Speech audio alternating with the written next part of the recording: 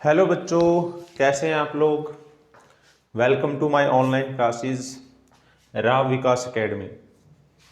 बच्चों, इससे पहले हम 3 पार्ट कर चुके हैं and this is part 4। Part 4 आज हम कर रहे हैं। इससे पहले वाले वीडियो में मैं आपको बता चुका हूँ कि न्यूट्रिशन क्या है, उसकी डेफिनेशन, उसके बाद इंजेशन, डाइजेशन, उसके बाद absorption, assimilation, egestion, nutrition in unicellular organism like amoeba, paramecium. तो ये सब चीज़ें हम इससे पहले वाले चैप्टर में कवर कर चुके हैं। न्यूट्रिशन इन प्लांट कवर कर चुके हैं। अब हम बात करेंगे न्यूट्रिशन इन ह्यूमन बीइंग, यानी कि nutrition in multi cellular organism. Nutrition in human being.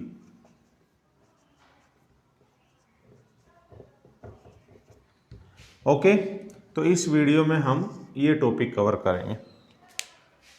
Okay बच्चों, let's start nutrition in human being. First of all, digestive system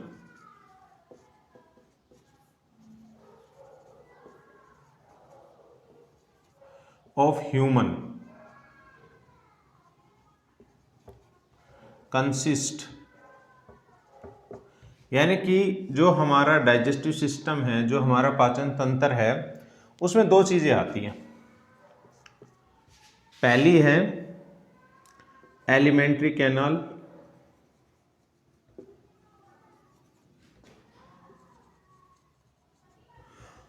and दूसरी चीज है associated gland.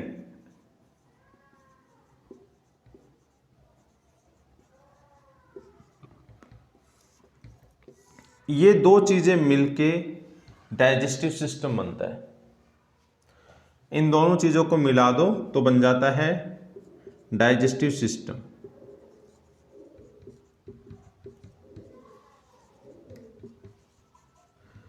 Digestive system of human being हम यहाँ पे study कर रहे हैं, तो यहाँ पे digestive system of multi cellular organism भी यहाँ पे आ जाता है, क्योंकि मल्टी सेलुलर ऑर्गेनिज्म में क्या होता है, डिवीजन ऑफ लेबर हो जाता है।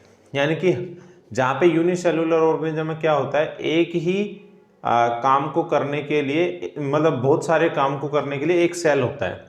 लेकिन यहाँ पे क्या होता है कि बहुत सारे काम होते हैं, जैसे रेस्पिरेशन है, डाइजेशन, न्यूट्रिशन है, डाइजेशन है, उसके अंदर सर्कुलेशन है अलग से। तो इन सब को करने के लिए अलग अलग सिस्टम बने हुए हैं। जैसे यहाँ पे डाइजेस्टिव सिस्टम है। डाइजेस्टिव सिस्टम 2 चीज़ों से मिलकर बनता है, alimentary canal and associated glands. Okay, अब यहाँ पे पहले हम इन दोनों चीज़ों को समझते हैं कि एलिमेंट्री कैनाल है क्या और एसोसिएटेड ग्लैंड क्या है। एलिमेंट्री कैनाल, अगर ओनली एलिमेंट्री कैनाल की बात हो तो हम इसको बोल सकते हैं डाइजेस्टिव ट्रैक्ट।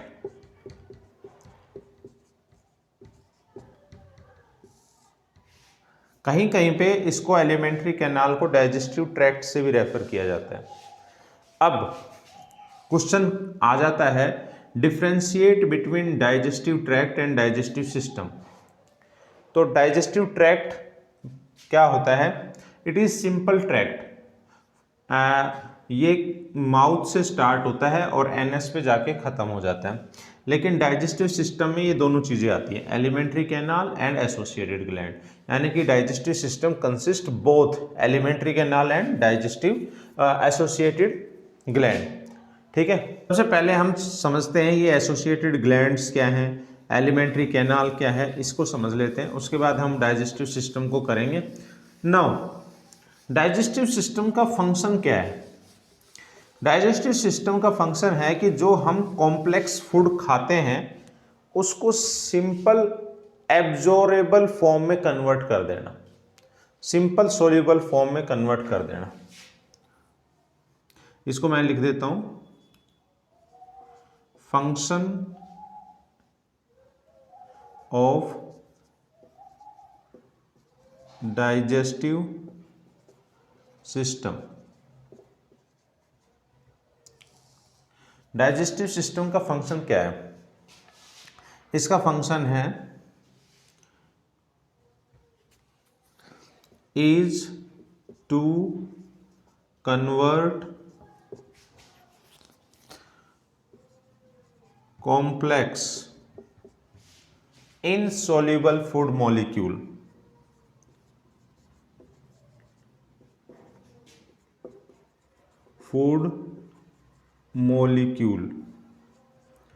into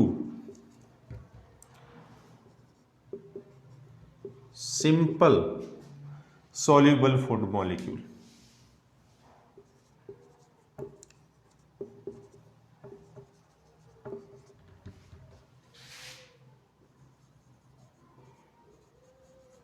ये डाइजेस्टिव सिस्टम का फंक्शन, इसका फंक्शन है digestive system function is to convert complex insoluble food molecule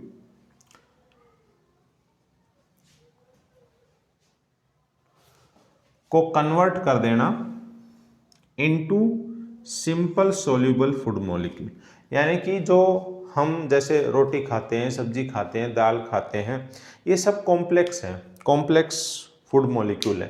अब हमारी बॉडी का ये जो पूरा डाइजेस्टिव सिस्टम है, जो माउथ से शुरू होता है और एनएस तक जाता है, पूरा डाइजेस्टिव सिस्टम जो एलिमेंट्री कैनाल है, इसमें क्या होता है, कॉम्प्लेक्स फूड को कन्वर्ट कर दिया जाता है into simple and soluble food molecule, ताकि वो हमारे ब्लड के द्वारा आराम से एब्जॉर्ब कर लिया जाए और उसके बाद उसमें से उसको एब्जॉर्ब फूड को एसिमुलेट किया जाए, सेल तक पहुंच जाए वो, और सेल में जाके उससे by the process of respiration energy release हो।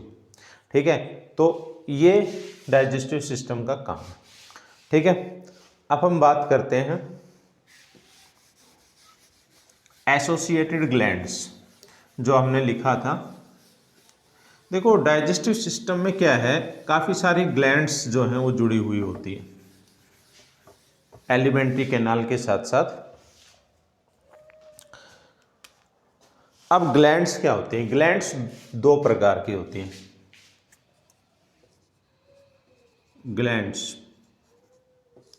ग्लैंड्स दो प्रकार की होती हैं।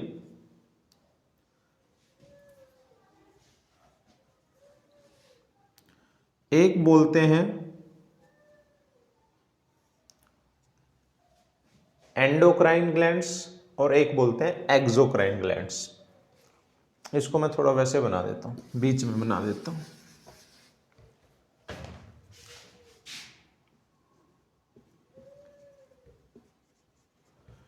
ग्लैंड्स, एंडोक्राइन, एंडोक्राइन ग्लैंड और एक्सोक्राइन ग्लैंड।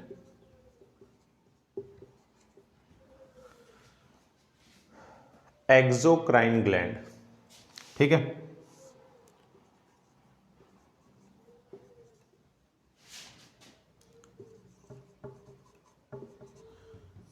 ग्लैंड का मतलब होता है ग्रंथि। ग्रंथि क्या होती है? एक गांठ जैसी संरचना। ठीक है, एक्सोक्राइन ग्लैंड क्या होती है?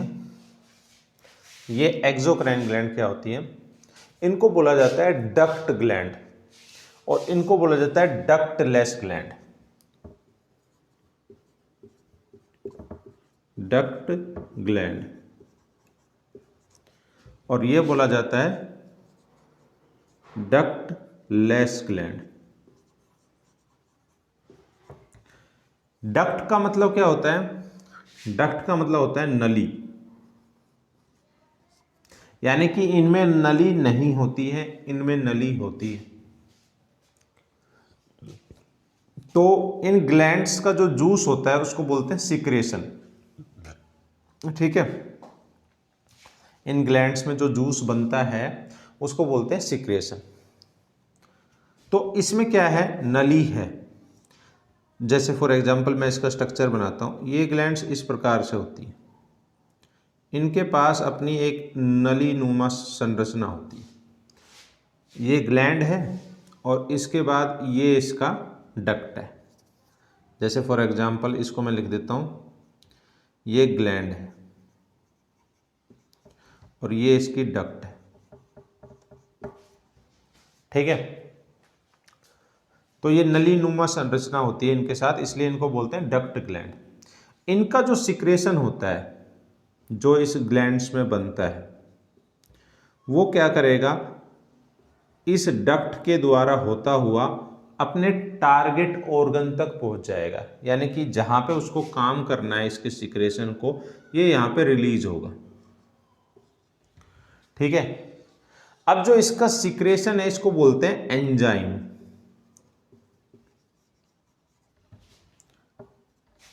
और ये जो ग्लैंड होती है ये खाली ग्लैंड्स होती है, इनमें जो है नली नुमा संरचना नहीं होती है। तो इनका जो सिक्रेशन होता है वो, ये जो सिक्रेशन है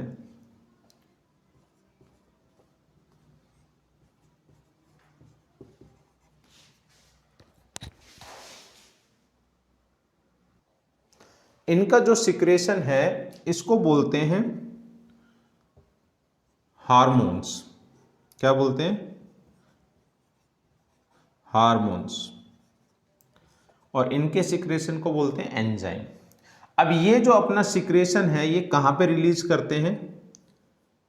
रिलीज इनटू ब्लड। ब्लड के अंदर रिलीज करते हैं और ब्लड के द्वारा वो अपने टारगेट ऑर्गन तक पहुंचता है जहां उसको काम करना होता है। ठीक है, और ऐसे ही यहां पे क्या होता है, ये डक्ट होता है, तो डक्ट के द्वारा ये अपने टारगेट ऑर्गन तक पहुंच जाता है जहां उसको काम करना होता है। इसको बोलते हैं एंजाइम, इसको बोलते हैं हार्मोन्स। ठीक है, दो प्रकार की डक्ट मैंने यहां पे आपको बताई। जैसे इसका एग्जाम्पल है sweat gland.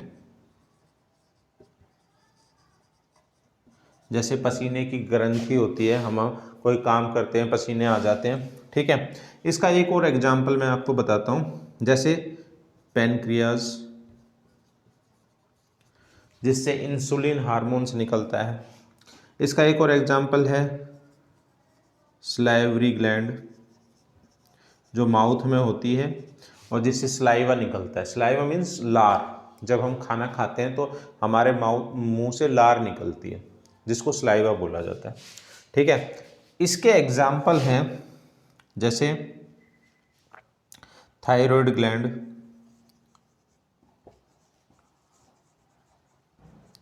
Pituitary gland, thymus gland, adrenal gland. ठीक है, एडर्नल ग्लैंड से एड्रेनलिन हार्मोन्स निकलता है जिसको फाइट एंड फ्लाइट हार्मोन्स बोलते हैं। ठीक है, थायराइड ग्लैंड से थायरोक्सिन हार्मोन्स निकलता है। पिट्यूटरी ग्लैंड से ग्रोथ हार्मोन्स निकलता है और भी हार्मोन्स निकलते हैं। ठीक है, तो इनसे जो हार्मोन्स निकलते हैं इनके बारे में हम अगले चैप्टर में स्टडी करेंगे। इस ग्लैंड्स के बारे में हम अगले चैप्टर में स्टडी करेंगे और चैप्टर का नाम होगा कंट्रोल एंड कोऑर्डिनेशन। वहाँ पे हम इसमें स्टडी करेंगे और इन ग्लैंड्स के बारे में हम यहीं पे स्टडी करेंगे इस चैप्टर में, जो हमारा न्यूट्रिशन है। ठीक है, ओके, तो यहाँ तक आपको एसोसिएटेड ग्लैंड का समझ में आ गया। अब मैं यहाँ पे डायग्राम बना रहा हूँ ह्यूमन डाइजेस्टिव सिस्टम का। ओके ओके बच्चों, this is the diagram of human digestive system. Now this is mouth, ओसियोफेगस,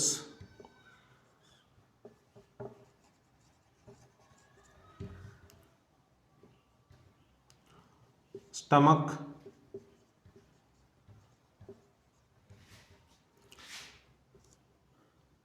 liver,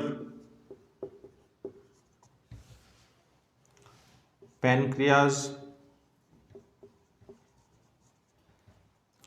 large intestine,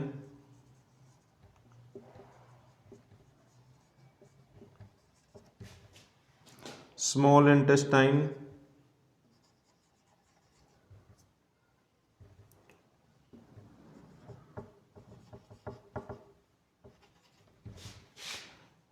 rectum, and ये last one anus,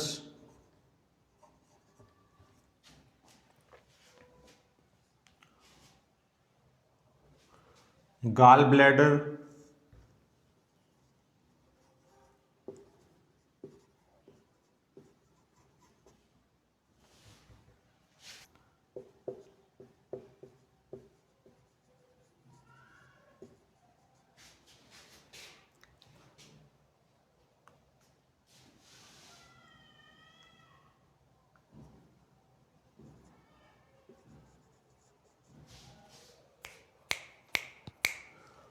okay, this is the diagram of human digestive system.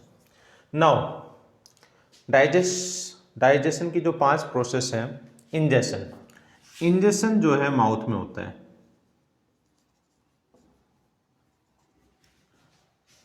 आपने खाना मुंह में डाल दिया तो ingestion की प्रोसेस कंप्लीट हो गई। ठीक है, जैसे ही हम रोटी का टुकड़ा या कोई भी खाने की चीज़ हम खाना खाते हैं मुंह में, जैसे ही हम उसको रखते हैं तो हमारा इंजेशन का प्रोसेस कंप्लीट हो जाता है। अब उसके बाद डाइजेशन प्रोसेस स्टार्ट होता है। डाइजेशन प्रोसेस स्टार्ट होता है, डाइजेशन स्टार्ट हो जाता है माउथ में। ये प्रोसेस जो है माउथ से चलता है स्मॉल इंटेस्टाइन तक।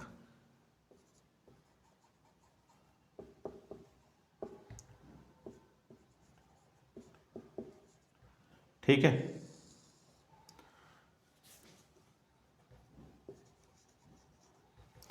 उसके बाद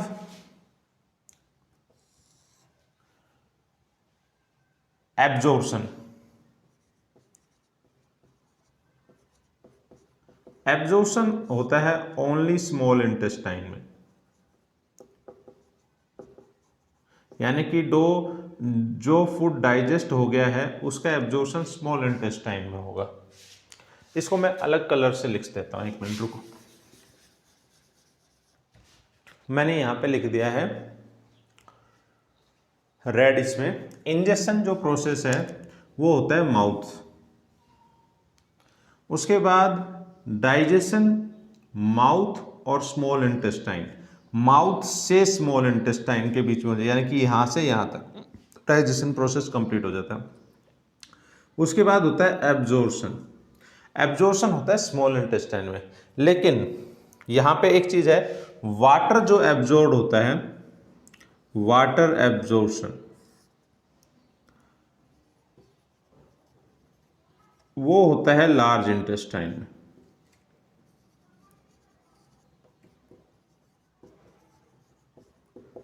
ठीक है, उसके बाद है प्रोसेस एसिमिलेशन, ये सेल में जाके होता है, बॉडी सेल में, और इजेशन ये एनएस से होता है। ठीक है, अब माउथ में जैसे हम फूड को रखते हैं, माउथ में डालते हैं तो इंजेक्शन प्रोसेस जो है वो स्टार्ट हो जाता है। माउथ में क्या होता है, 3 पेयर ऑफ सलाइवरी ग्लैंड्स होती है। ठीक है, 3 पेयर ऑफ सलाइवरी ग्लैंड्स होती है, इनसे सलाइवरी एमाइलेज निकलता है जो कार्बोहाइड्रेट का डाइजेशन स्टार्ट कर देता है। ठीक है, तो अब हम सबसे पहले पढ़ेंगे डाइजेशन जो प्रोसेस है वो माउथ में हम पढ़ेंगे। ठीक है,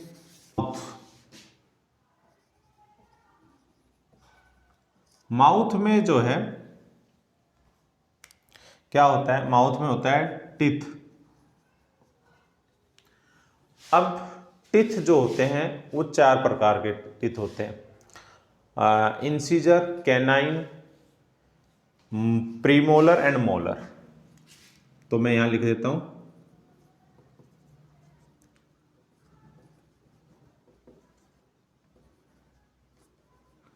premolar and molar. In teeth का काम क्या होता है, इंसीजर का काम होता है किसी चीज को काटना, जैसे सीजर काटता है ऐसे इंसीजर भी काटता है। उसके बाद कैनाइन, किसी चीज़ को फाड़ना, टुकड़ों में तोड़ना। प्रीमोलर एंड मोलर का काम होता है उसको क्रश करना, उसके छोटे छोटे पीसीज में कन्वर्ट कर देना, ठीक है, ये इनके काम होते हैं। उसके बाद माउथ में एक और है, होता है ऑर्गन, जिसको बोलते हैं टंग। टंग का काम क्या होता है? टंग के दो काम होते हैं। पहला होता है टेस्ट और दूसरा होता है जब हम खाना खा रहे होते हैं, जब हम खाने को चबा रहे होते हैं, च्यू कर रहे होते हैं, तो टंग का काम होता है कभी कभी जो है भोजन को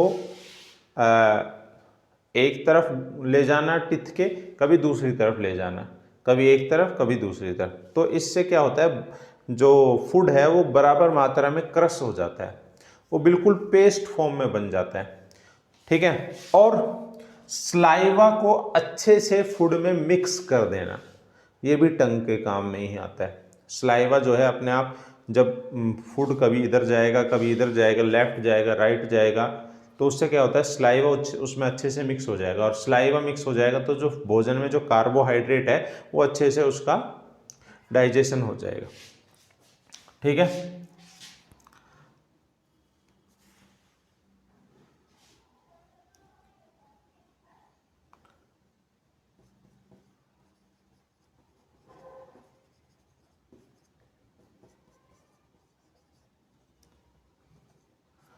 To move food from one side to another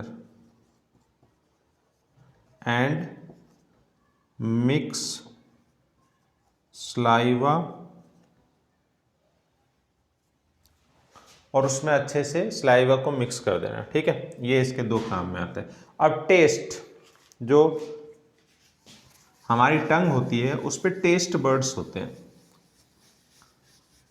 ठीक है। टंग जो है उसका शेप ऐसा होता है। अब इस पे क्या होता है, टेस्ट बर्ड होते हैं। यहां पे जो टेस्ट होते हैं वो होता है स्वीट, ठीक है।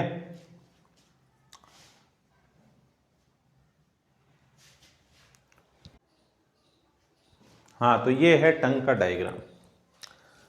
देखिए, जो फ्रंट पार्ट होता है इसमें जो टेस्ट बर्ड होती हैं वो होती है स्वीट्स यहाँ पे, और इसके साइड में सोल्टी, और उसके पीछे सोर, और सबसे लास्ट में होता है बिटर। बिटर मीन्स कड़वा, सोर मीन्स खट्टा, सोल्टी मीन्स नमकीन, एंड स्वीट मीन्स मीठा। अब आपने कभी नोटिस किया होगा, जब आप खीरा वगैरह खाते हैं और वो खीरा कड़वा निकल आता है, तो कड़वा मीन्स बिटर। तो जब हम उस खीरे को अच्छे से चबा चुके होते हैं तब हमें पता चलता है अरे ये तो कड़वा है। तो उसके बाद जो है हम उसको थूकने की कोशिश करते हैं, लेकिन क्योंकि हम अच्छे से चबा चुके होते हैं तो थूकने का कोई फ़ायदा नहीं है, ठीक है। ओके, चलिए, तो यानी कि कड़वे का जो एहसास है वो हमें बाद में होता है। तो ये माउथ में मैंने बताया टीथ है, टंग है, और टंग का मैंने डायग्राम भी बनाया। अब हम बात करते हैं माउथ में एक और चीज़ होती है, salivary glands.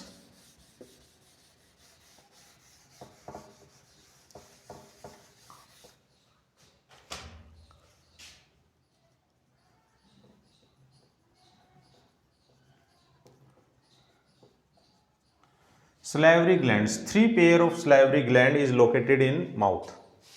Situated in mouth. ठीक है।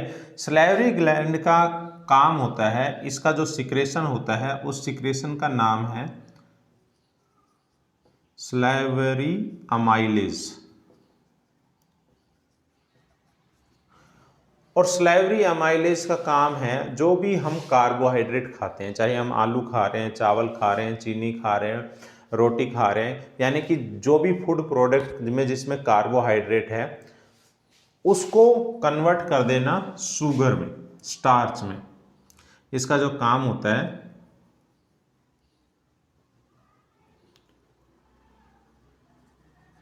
Convert carbohydrate into starch. Okay,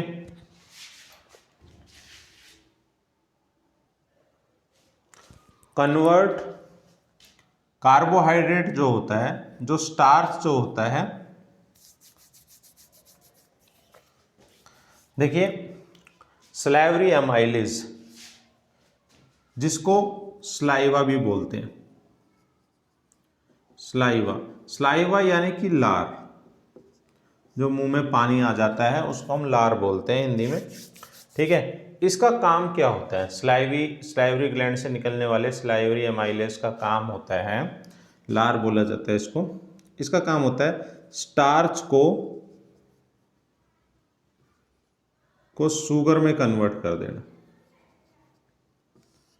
ठीक है, स्टार्च यानी कि जो कार्बोहाइड्रेट हम खाते हैं, जो हमारी रोटी में होता है, आलू में होता है, चावल में होता है, ठीक है, चीनी में होता है, जो भी हम स्टार्च खाते हैं, जो भी हम कार्बोहाइड्रेट खाते हैं, उसको कन्वर्ट करता है शुगर में।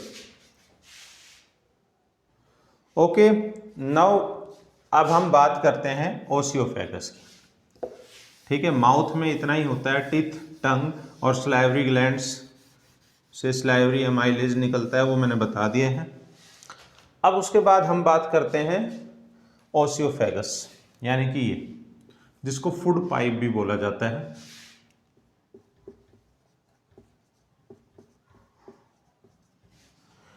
ओसियोफेगस में क्या होता है?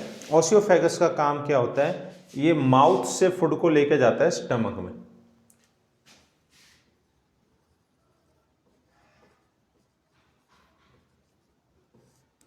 ठीक है, और माउथ से फूड जो है जब उसमें स्लाइवा मिक्स हो जाता है तो क्या होता है, वो उसको जो है अंदर की तरफ मूवमेंट होने में आसानी होती है, और फिर जो है ओसियोफेगस से होता हुआ फूड जो है स्टमक तक पहुंच जाता है। ठीक है, तो ओसियोफेगस में एक कॉन्ट्रैक्शन एंड रिलैक्सेशन की प्रक्रिया होती है, जिसको बोलते हैं peristaltic movement.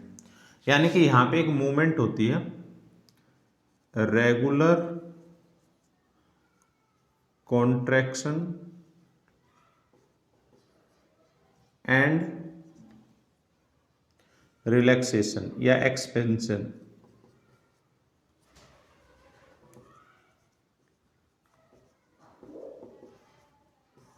Regular contraction and relaxation movement, और इस मूवमेंट का नाम क्या होता है? Peristaltic movement.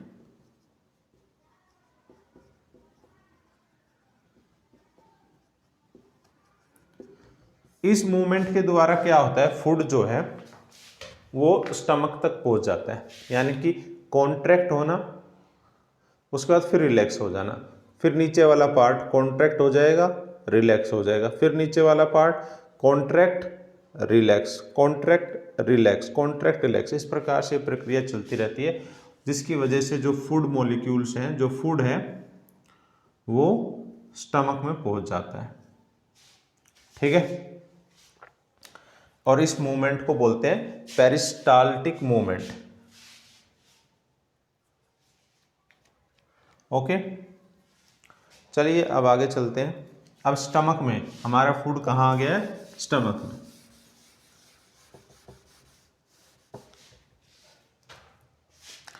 स्टमक में यहाँ पे जो होता है HCl होता है, एक एसिड होता है जिसका नाम होता है HCl एसिड। स्लाइवरी ग्लैंड से एक और चीज निकलती थी, मुकस, वो मेरे को ध्यान नहीं रहा, मैं बता दूंगा आपको। ठीक है, यहाँ पे एक और एसिड निकलता है जिसका नाम होता है HCl एसिड। ये निकलता है गैस्ट्रिक ग्लैंड से। तो अब स्टमक की बात करते हैं हम। स्टमक में गैस्ट्रिक ग्लैंड जो होती है वो गैस्ट्रिक जूस सिक्रेट करती है।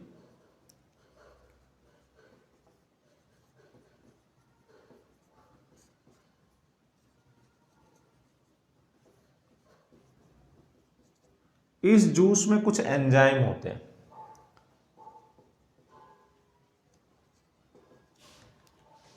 ठीक है, इस जूस में कुछ एंजाइम होते हैं, और गैस्ट्रिक जूस में जो एंजाइम होते हैं उनका नाम मैं यहां लिख देता हूं, पेप्सिन, HCl और मुकस। पेप्सिन एंजाइम होता है इसमें,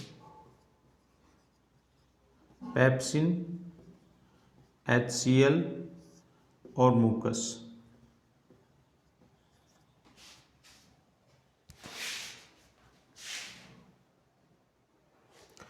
ओके, तो अब जो है हमारा फूड कहाँ पहुँच गया? स्टमक में। स्टमक में क्या होता है? एक एसिड होता है HCl एसिड, ठीक है। तो अब हम यहाँ देखते हैं, स्टमक के अंदर गैस्ट्रिक ग्लैंड्स होती है और गैस्ट्रिक ग्लैंड्स सिक्रीट करती हैं गैस्ट्रिक जूस। गैस्ट्रिक जूस में एक एंजाइम होता है जिसका नाम होता है पेप्सिन, और इसमें एक एसिड होता है HCl और मुकस, यानी कि ये तीन चीज़ें गैस्ट्रिक जूस में होती है, ठीक है। पेप्सिन का काम क्या होता है? ये ब्रेक डाउन कर देता है किसको? प्रोटीन को, ठीक है।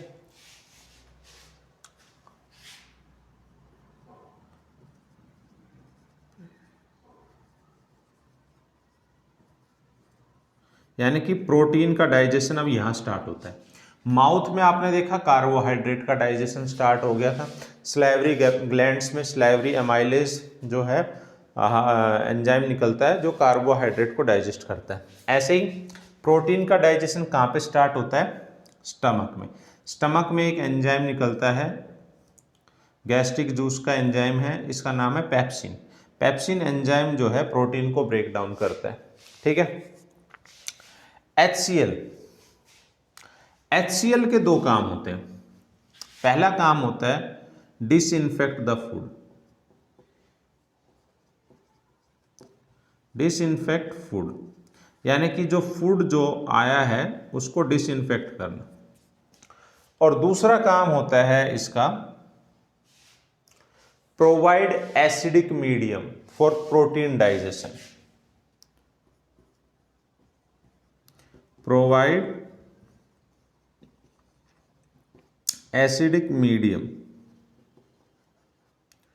ठीक है, ताकि अब जो है प्रोटीन का डाइजेशन यहाँ पे स्टार्ट हो सके, ठीक है। और मुकस का काम क्या होता है? मुकस का काम होता है जो हमारे स्टमक की इनर लाइनिंग है, यानी कि ये जो अंदरूनी परत है, ये अंदरूनी परत जो है इसको एसिड से बचाया जा सके, क्योंकि ये काफी कॉन्सेंट्रेटेड एसिड होता है, ठीक है। प्रोटेक्ट, इसको मैं यहां लिख देता हूं मुकस,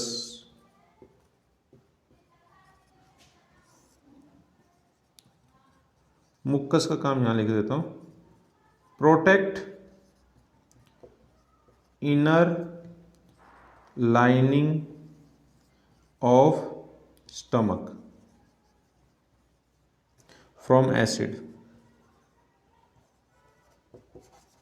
यानी कि एसिड से स्टमक की इनर लाइनिंग को प्रोटेक्ट करने का काम है मुकस का।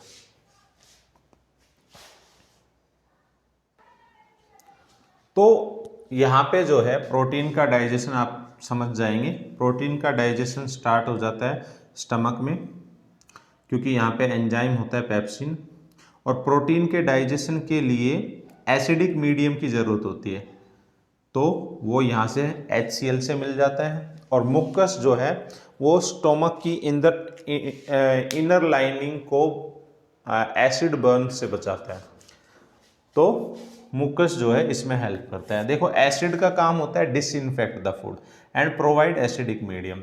डिसइंफेक्ट द फूड का मतलब क्या होता है? जो फूड हमने खाया है उस पर कुछ बैक्टीरिया वगैरह लग जाते हैं, ठीक है, क्योंकि एयर में भी आप जानते हैं बैक्टीरिया है। तो जैसे जैसे वो माउथ से ओसियोफेगस के द्वारा होता हुआ स्टमक तक जाएगा फूड, और फूड डायरेक्ट जाके इसमें गिर जाता है HCl में, ठीक है। तो अब ये इसमें ये HCl क्या होता है? ये कॉन्सेंट्रेटेड HCl होता है, ये इस फूड को डिसइंफेक्ट कर देता है, यानी कि इसमें कोई माइक्रो ऑर्गेनिज्म आ गया है या कोई डिसीज काजिंग ऑर्गेनिज्म है तो वो खत्म हो जाता है यहाँ पे, ठीक है। और the most important, it provide acidic medium for digestion of protein. यहाँ मैं लिख सकता हूँ फॉर डाइजेशन ऑफ प्रोटीन, ठीक है। नहीं लिखा जा रहा है, कोई बात नहीं। ठीक है, तो क्योंकि इसमें एसिड होता है, HCl एसिड होता है, तो गैस्ट्रिक जूस जो होता है वो एसिडिक इन मीडियम होता है। गैस्ट्रिक जूस जो होता है that is acidic in medium. Okay, now यहाँ पे इतना होता है। उसके बाद चलते हैं स्मॉल इंटेस्टाइन में हम लोग।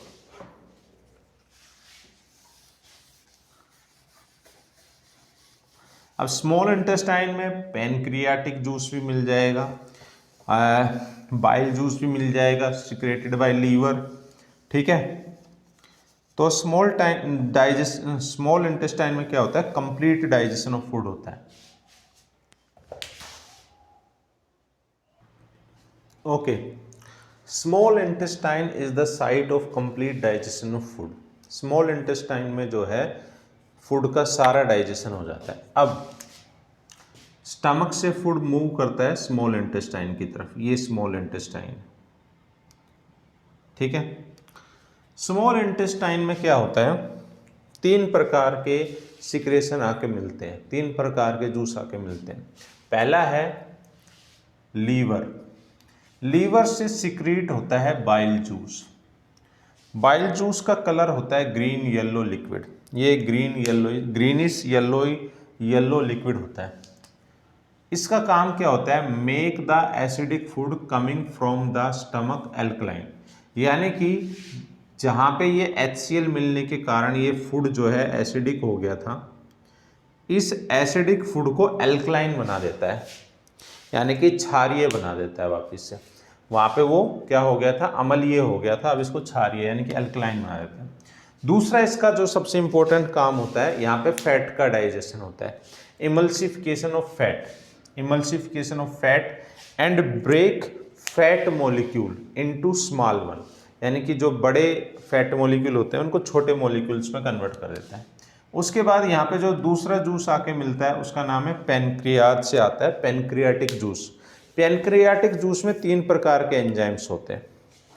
ठीक है, इसमें एंजाइम्स होते हैं pancreatic amylase, trypsin, lipase. Pancreatic amylase का काम होता है टू डाइजेस्ट कार्बोहाइड्रेट और स्टार्च, यानी कि स्टार्च का डाइजेशन करना या कार्बोहाइड्रेट का डाइजेशन करना, जो माउथ में हुआ था और यहाँ से यहाँ तक चला था। उसके बाद प्रोटीन का डाइजेशन स्टार्ट हो गया था क्योंकि एसिडिक मीडियम हो गया। अब वापस से यहाँ पे अम्लीय मीडियम हो, यहाँ पे क्षारीय मीडियम हो गया, यानी कि एल्कलाइन मीडियम हो गया। तो अब यहाँ पे कार्बोहाइड्रेट का डाइजेशन स्टार्ट हो गया है क्योंकि यहाँ पे पैनक्रियाटिक अमाइलेज मिल गया है, यहाँ पे स्लाइवरी अमाइलेज था। ठीक है, अब पैनक्रियाटिक अमाइलेज जो है वो डाइजेस्ट करता है स्टार्च को। ट्रिप्सिन जो डाइजेस्ट करता है, यहाँ पे पेप्सिन रिलीज हुआ था स्टमक में गैस्ट्रिक ग्लैंड्स के द्वारा, पेप्सिन, HCl और मुकस। ठीक है, अब यहाँ पे ट्रिप्सिन रिलीज होता है जो डाइजेशन करता है प्रोटीन का। ठीक है, सॉरी, प्रोटीन का डाइजेशन होता है यहाँ पे। उसके बाद होता है लाइपेज रिलीज होता है, ये भी पैनक्रियाटिक जूस में होता है। ये तीनों जूस पैनक्रियाटिक जूस का पार्ट है। ये लाइपेज जो है वो फैट का डाइजेशन करता है। ठीक है, बाइल जो है उसको फैट को इमल्सिफाई कर देता है, छोटे छोटे टुकड़ों में तोड़ देता है। अब फैट का डाइजेशन होता है लाइपेज। अब स्मॉल इंटेस्टाइन में अपना इंटेस्टाइनल जूस भी रिलीज होते हैं, यानी कि उसमें भी ग्लैंड्स होती हैं जो इंटेस्टाइनल जूस रिलीज करती हैं। इंटेस्टाइनल जूस में जो होता है वो क्या करते हैं, अब आगे फर्दर डाइजेशन होता है इनका, कार्बोहाइड्रेट को कन्वर्ट कर देते हैं ग्लूकोज में, उसके बाद प्रोटीन को कन्वर्ट कर देते हैं एमिनो एसिड में, और उसके बाद फैट को कन्वर्ट कर देते हैं फैटी एसिड में। यानी कि ये तीनों जो है ये सोल्यूबल फॉर्म है, सोल्यूबल फॉर्म है, और उसके बाद इनको एब्जॉर्ब कर लिया जाता है ब्लड में और उसके बाद सेल्स तक भेज दिया जाता है। ठीक है, तो ये है कंप्लीट डाइजेशन। डाइजेशन स्टार्ट होता है माउथ में और ख़त्म होता है यहाँ पे स्मॉल इंटेस्टाइन में। स्मॉल इंटेस्टाइन यहाँ से स्टार्ट होती है स्टमक के बाद, ये सारी स्मॉल इंटेस्टाइन है। ठीक है, और एलिमेंट्री कैनाल माउथ से स्टार्ट होकर एनस तक जाती है, और एलिमेंट्री कैनाल जो है वो 9 मीटर लॉन्ग है। ठीक है, यानी कि, और इसमें से खाली स्मॉल इंटेस्टाइन की लंबाई जो है वो 6 मीटर है।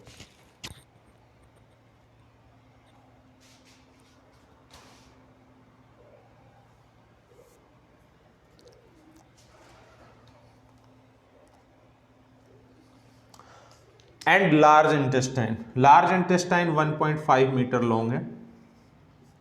ठीक है, लार्ज इंटेस्टाइन इसलिए, इसको लार्ज इंटेस्टाइन इसलिए कहते हैं क्योंकि ये वाइडर है और ये नैरो है, पतली। ठीक है, तो यहां पे आपका कंप्लीट डाइजेशन हो गया। अब बात करते हैं एब्जॉर्प्शन। एब्जॉर्प्शन होता है केवल और केवल स्मॉल इंटेस्टाइन में। ठीक है, मैं यहां पे अब इसको इरेज कर रहा हूं, आप लोग वीडियो को पॉज करके इसको देख के नोट कर सकते हैं।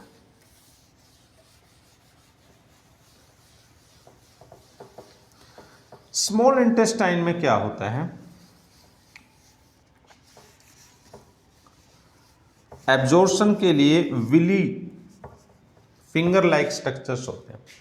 देखो, जैसे मैं इस पोर्शन को आपको थोड़ा बड़ा करके यहां पे दिखा देता हूं, ऐसे ऐसे, तो इस प्रकार से फिंगर लाइक स्ट्रक्चर्स होते हैं।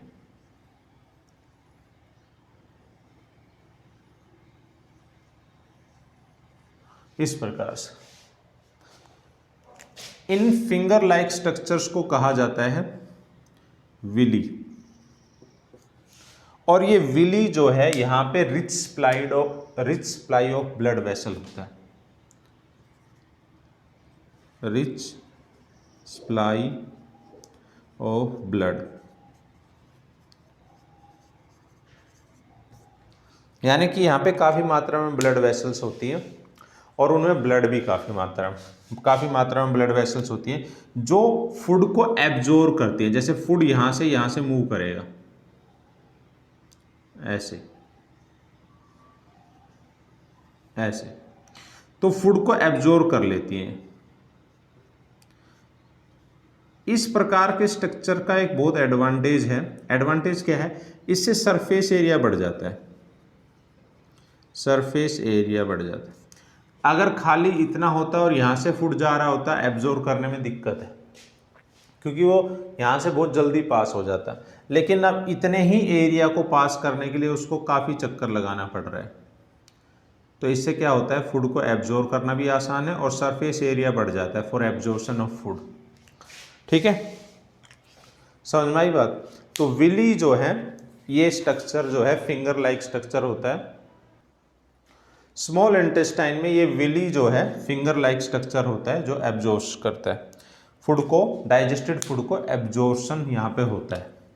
ये जो है स्मॉल इंटेस्टाइन यहाँ से यहाँ तक है। ठीक है, तो पूरा एब्जॉर्प्शन यहीं होता है। ठीक है, हाँ, लार्ज इंटेस्टाइन में ओनली वाटर का एब्जॉर्प्शन होता है। ठीक है, अब यहाँ से आगे अनडाइजेस्टेड फूड जो है वो निकल जाता है, जो फूड डाइजेस्ट नहीं हुआ है वो यहाँ से होता हुआ यहाँ और यहाँ जाके जमा हो जाता है रेक्टम में, और उसके बाद in the form of faeces stool जो है, यानी कि लेटरिन के रूप में एनस से बाहर निकल जाता है। ठीक है, तो ये है आपका कंप्लीट डाइजेस्टिव सिस्टम। तो यहाँ पे है आपका कंप्लीट डाइजेस्टिव सिस्टम, और ये जो अनडाइजेस्टेड फूड मटेरियल है जो बाहर निकलता है, इसको, ये प्रोसेस है हमारी इजेशन। इस प्रोसेस को इजेशन बोलते हैं। इंजेशन आपको बता दिया, डाइजेशन बता दिया, एब्जॉर्प्शन बता दिया, इजेशन बता दिया। एसिमिलेशन क्योंकि सेल में होती है तो उसको हम आगे डिस्कस करेंगे। तो आज के लिए इतना ही बच्चों, आपको मैंने ह्यूमन डाइजेस्टिव सिस्टम बताया है। ठीक है, इसमें क्या होता है, कुछ एनिमल्स होते हैं जैसे कैटल्स वगैरह, रूमिनेंट बोलते हैं उनको, उनमें थोड़ा पेट जो है उनका डिफरेंट होता है, तो उसको हम आगे बता देंगे। बाकी मल्टी सेलुलर ऑर्गेनिज्म में यही डाइजेस्टिव सिस्टम आपका इसी प्रकार से डाइजेशन होता है, तो इसी को आप समझिए। ठीक है, तो आज का वीडियो मैं यहीं पे क्लोज कर रहा हूँ। ह्यूमन डाइजेस्टिव सिस्टम कंप्लीट हो गया है। अगर आपको ये वीडियो अच्छा लगा हो, मेरा पढ़ाया हुआ समझ में आता हो, तो प्लीज़ इस वीडियो को लाइक करें, सब्सक्राइब करें, कमेंट करें, शेयर करें। Thank you very much.